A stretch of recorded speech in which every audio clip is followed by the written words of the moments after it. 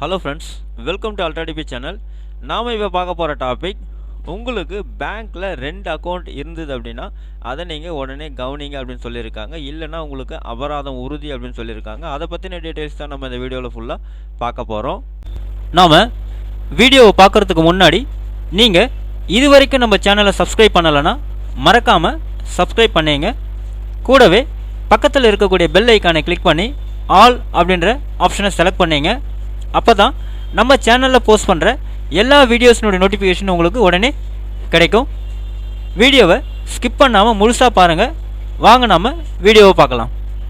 அதாவது உங்களுக்கு எந்த வங்கியில் கணக்கு இருந்தாலும் சரி, இந்த பதிவு வந்து பார்த்தீங்கன்னா ரொம்ப உங்களுக்கு முக்கியமானது அப்படின்னு சொல்லியிருக்காங்க. அதாவது 2 வங்கி அக்கௌண்ட் அல்லது அதற்கு மேற்பட்ட வங்கி கணக்குகளை பயன்படுத்தும் பொதுமக்களில் நீங்களும் ஒருவர் என்றால் ஆர்பிஐ இந்த புதிய விதியை வந்து நீங்கள் வந்து தெரிஞ்சுக்கிறது அவசியம் சொல்லியிருக்காங்க. அதாவது வீணை அபராத தொகை வந்து செலுத்துவதை தவிர்ப்பதற்கும் உங்கள் கணக்கு வந்து வங்கி கணக்கு வந்து முடக்கம் செய்யப்படாமல் இருப்பதற்கும் கீழே கொடுத்துருக்கிற விஷயங்களை வந்து நீங்கள் கரெக்டாக செக் பண்ணிங்க அப்படின்னு வந்து சொல்லியிருக்காங்க.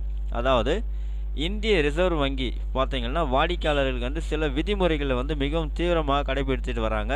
இதை இந்தியாவில் வங்கி கணக்கு வைத்துள்ள அனைவரும் பின்பற்ற வேண்டும் என்பது கட்டாயமாக உள்ளது அப்படின்னு சொல்லியிருக்காங்க. இந்த குறிப்பிட்ட சில வங்கி விதிமுறைகளை பொதுமக்கள் பின்பற்றாத பொழுது அவர்களின் வங்கி கணக்கு முடக்கம் செய்யப்படும் நிலை வந்து உருவாகிறதான் வந்து சொல்லியிருக்காங்க. அதாவது வங்கியில் உங்களுக்கு 2 அக்கௌண்ட் இருந்தது அப்படின்னா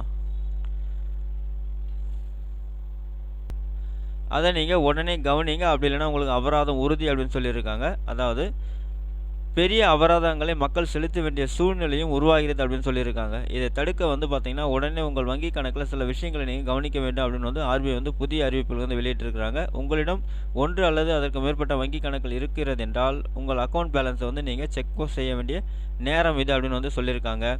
உங்களிடம் எஸ்பிஐயில் வந்து பார்த்தீங்கன்னா இல்லை கனரா பேங்க்கில் இல்லை வந்து இந்தியன் பேங்க்கு, ஹெச்டிஎஃப்சி அல்லது எந்த விதமான வங்கி கணக்கு இருந்தாலும் உங்கள் சேமிப்பு வங்கி கணக்கில் இருக்கும் பேலன்ஸை உடனே செக் செய்து பாருங்கள் அப்படின்னு வந்து சொல்லியிருக்காங்க.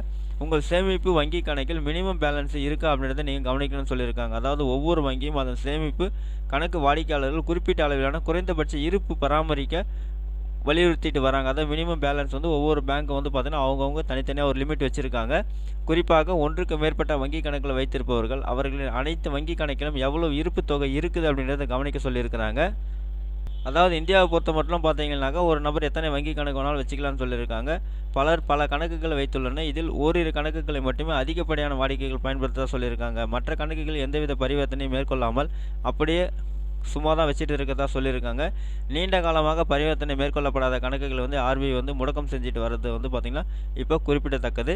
வங்கி கணக்கை முடக்கம் செய்ய முடிவு செய்துள்ள ஆர்பிஐ உங்களிடம் இத்தகைய வங்கி கணக்குகள் இருந்தால் அவற்றின் மூலம் சில பரிவர்த்தனைகளை மேற்கொள்வது நல்லது அப்படின்னு சொல்லியிருக்காங்க. இல்லைனா பரிவர்த்தனை மேற்கொள்ளப்படாத கணக்குகள் விரைவில் முடக்கம் செய்யப்படும் அப்படின்னு வந்து சொல்லியிருக்காங்க. அதே போல் இறுதியாக நீங்கள் மினிமம் பேலன்ஸ் வந்து தொகையை மட்டும் உங்கள் வங்கி கணக்கில் மிச்சம் வைத்திருந்தால் அந்த தொகை குறைந்திருக்க அதிக வாய்ப்பு உள்ளது அப்படின்னு வந்து சொல்லியிருக்காங்க. காரணம் அப்படின்னு பார்த்தோம்னாக்கா ஏடிஎம் கார்டு மற்றும் சேவை கட்டணம் அப்படின்னு சொல்லிட்டு எஸ்எம்எஸ் சேவைக்கான பராமரிப்பு கட்டணம் அப்படின்னு சொல்லிட்டு எக்கச்சக்கமான அமௌண்ட்டுங்களை போட்டு அவங்க என்ன பண்ணிவிடுவாங்க, சேவை கட்டணம் போட்டு உங்களுடைய மினிமம் பேலன்ஸ் வந்து காலி பண்ணிவிடுவாங்க. இதனால் உங்கள் மினிமம் பேலன்ஸ் தொகை வந்து பார்த்திங்கன்னா வரம்புக்கு கீழே சென்றிருக்க வாய்ப்புகள் அதிகம். அப்போ என்ன ஆகும் அப்படின்னு பார்த்தீங்கன்னா மினிமம் பேலன்ஸ் பராமரிக்கப்படாத கணக்குகளுக்கு அபராதம் விதிக்கப்பட்டு கொண்டே இருக்கும் என்பதால் உடனே உங்கள் அனைத்து வங்கி கணக்குலையும் வந்து நீங்கள் செக் செய்யும்படி ஆர்பிஐ வந்து வலியுறுத்தி இருக்கிறதா வந்து சொல்லியிருக்காங்க. ஓகே ஃப்ரெண்ட்ஸ், அவ்வளோதான் உங்களுக்கான இன்ஃபர்மேஷன். இந்த வீடியோ உங்களுக்கு பிடிச்சிருந்தா லைக் பண்ணுங்கள். அது மட்டும் இல்லை, இந்த வீடியோவை நிறைய பேருக்கு ஷேர் பண்ணுங்கள், கமெண்ட் பண்ணுங்கள். மறக்காமல் நம்ம சேனலை சப்ஸ்கிரைப் பண்ணிங்க. மீண்டும் ஒரு நல்ல வீடியோவில் சந்திப்போம். நன்றி, வணக்கம்.